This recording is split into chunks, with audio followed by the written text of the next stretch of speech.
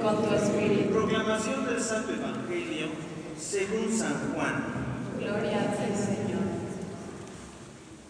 En aquel tiempo, al ver Juan a Jesús que venía hacia él, exclamó: Este es el Cordero de Dios, que quita el pecado del mundo.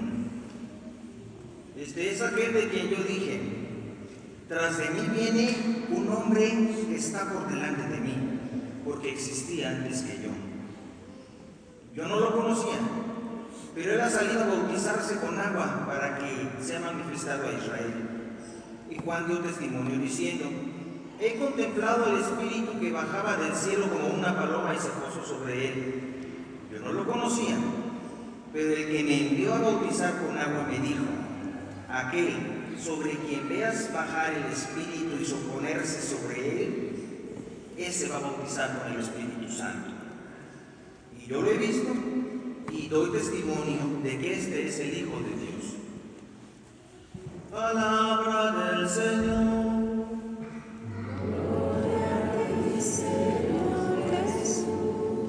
Si quieres sentarse un momentito, por favor.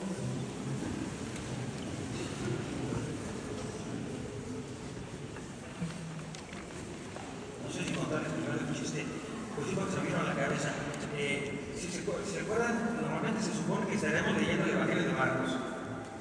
Y siempre en la liturgia, después de la renovación litúrgica del Concilio Vaticano II, se consideró necesario meter a Juan el siguiente domingo, porque surgía la pregunta que todos, y hace 8 días les platicaba yo, eso de que Juan bautiza a Jesús,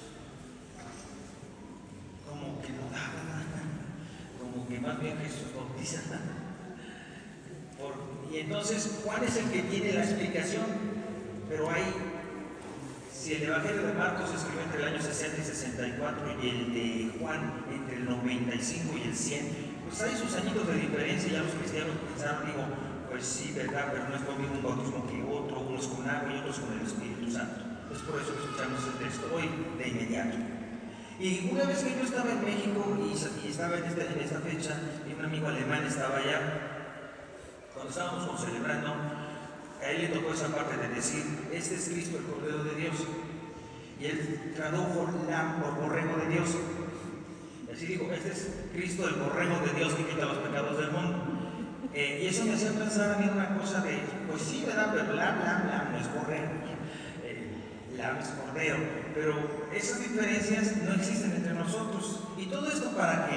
Para decir que además, ahora que nos toca hablar de la creación, y que siguiendo la tradición que inició Antonio desde hace mucho tiempo en el desierto, San Antonio Abad, de cuidar a los animales, de bendecir los animales, pues también toca el tema, esto del cordero. ¿Esto del Cordero de dónde sale? De entrada, como el cristianismo no inventó nada, el cristianismo es un humanismo realizado. El cristianismo toma lo que el ser humano hace en sus culturas diferentes, y todas las culturas tienen eso. Es más, para René Girard y algunos otros antropólogos, es el origen de la cultura, el sacrificio. Parece ser que cuando los seres humanos se querían poner de acuerdo con la naturaleza, porque creían que la naturaleza era Dios, porque la naturaleza los agredía, porque el volcán los quemaba, porque el sol los calentaba, o la lluvia los inundaba. Entonces había que darle culto a los dioses para que estuvieran así tranquilos y para darles un gusto, ¿no? Entonces creábamos víctimas. Vamos a ofrecer esto para que esto no pase. O ofrecemos un baile para que llueva, como le hacen a Talocan en México, o le ofrecemos 100 corazones de mujeres preciosas a Huitzilopochtli para que no se vaya a enojar. Y cosas de esas, ¿no? Ustedes lo conocen, por ejemplo, en la cultura inca también hay mucho esto, y en todas las culturas en general. Algunos, como les digo, Rey Girard piensa que es el origen mismo de la cultura. Cuando los seres humanos tratamos de interactuar con la naturaleza, y después de que vimos que la naturaleza no reacciona a lo que nosotros hacemos, entonces vino el acto cultural de decir, no, debe de ser otra cosa, no es necesario las víctimas. Pero finalmente este mecanismo victimatorio siempre ha existido y sigue existiendo. ¿Ven? Ahora las grandes transnacionales se victimizan, tienen muchas víctimas, las victimizan, cierran la fábrica y corren todos, son víctimas del nuevo ídolo del progreso. Ahora hay nuevos dioses, ya no es Huitzilopochtli, ya no es Xicotomán, ya no son esos. Ahora son las grandes transnacionales que pueden hacer víctimas a miles de repente. Y el pueblo de Israel tenía lo suyo también, tenía lo suyo. Ellos también pensaron que había que estar ofreciendo sacrificios de diferentes tiempos del año a Yahvé, porque Yahvé así se los pedía. Yahvé se los pedía, les pedían víctimas para el sacrificio. Por eso el vendedero que había, y que sigue habiendo, pero con otras categorías ahora más organizaditas, pero en el tiempo de Jesús, el vendedero que había de ovejas, ganado, palomas, etcétera, para que la gente que venía a hacer su sacrificio lo compraba, se lo llevaba a su sacerdote, el sacerdote lo degollaba y ofrecía la víctima a Yahvé. Y durante el año había temporadas diferentes, a veces ofrecían pan, a veces ofrecían otras legumbres y cosas que nosotros más o menos vemos también que han persistido en la cultura cristiana. Pero el asunto está en que donde hay víctima hay verdugo. Y esta visión de Dios como un verdugo que requiere una víctima para calmar su ira o conceder algo, Jesucristo la terminó. Solo los cristianos que no son cristianos hacen sacrificios para agradecerle y tener contento a Dios. La noción de sacrificio se modificó totalmente en el cristianismo, porque Jesucristo no le hizo a la víctima. Jesucristo no fue una víctima. Jesucristo sabía perfectamente lo que iba a pasar si él seguía haciendo lo que estaba haciendo. Él lo sabía perfectamente. Y es más, sabía que era parte de su historia, de su misión, de lo que Dios le estaba pidiendo. Entonces, ¿en dónde está el asunto? El asunto está en la diferencia entre víctima y ofrenda. Por eso nosotros hacemos ofrenda, no víctima. No hacemos sacrificios, hacemos ofrendas. La diferencia, Jesucristo mismo la dijo: a mí nadie me quita la vida. Yo tengo el poder de darla y el poder de recuperarla. También un poquito adelante del texto que hemos leído, hoy lo dice Jesús. Sí, exactamente.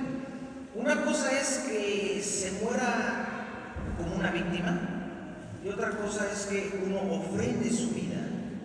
Esa es la gran diferencia también de Salvador Romero y de todos los santos que han sido martirizados, que no los matan como una víctima. Ellos ofrecen, saben que se la están jugando.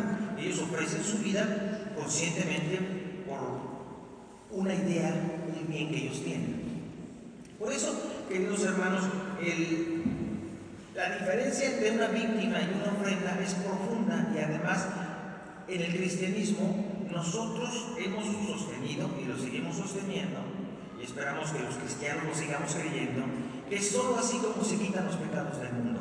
Por eso cuando decimos este es Cristo, el Cordero que quita el pecado del mundo, decimos eso exactamente, porque una víctima no quita el pecado, guarda el resentimiento. El que es víctima tiene resentimiento, y si pudiera se convertir en verdugo después. Es un poco lo que funciona, así funciona esto. Víctima, verdugo. Hoy soy la víctima, pero mañana que pueda soy el verdugo. Es un círculo de violencia. En cambio, cuando alguien cede y dice, me ofrendo, se acaba la violencia. Por eso el que quita el pecado del mundo es el que puede ofrecerse a sí mismo, ofrecer el perdón, ofrecerse por amor, ofrecerse como hace el Señor Jesucristo por el pecado del mundo.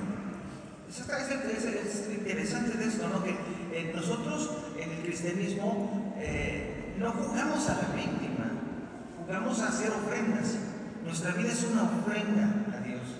Eso que hacemos en la Eucaristía, y cada uno de ustedes aquí ya amasó su pan, ¿no? Ya fermentó su vino. que es el que vamos a poner en la misa.